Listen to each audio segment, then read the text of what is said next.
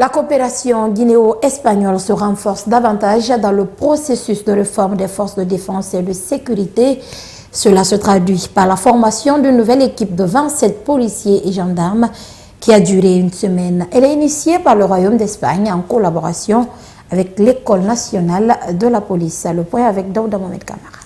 C'est un atelier de formation qui a duré une semaine et a porté essentiellement sur le contrôle aéroportuaire et falsification des documents de voyage. Il a regroupé des agents venus de la police à la frontière et de la brigade territoriale de la gendarmerie. Durant la formation, plusieurs thématiques visant à renforcer les capacités opérationnelles des agents ont été déroulées. Gestion intégrée des frontières,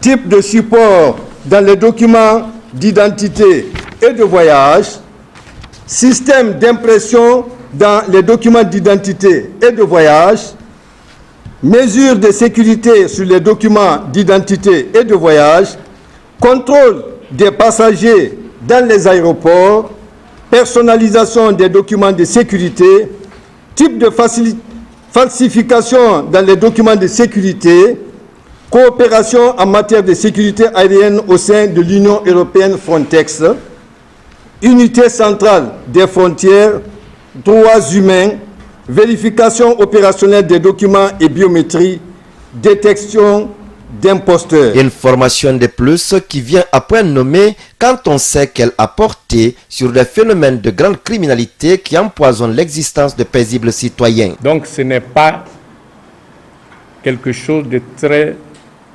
insignifiant que vous avez reçu, bien qu'il s'agisse d'une formation d'une semaine.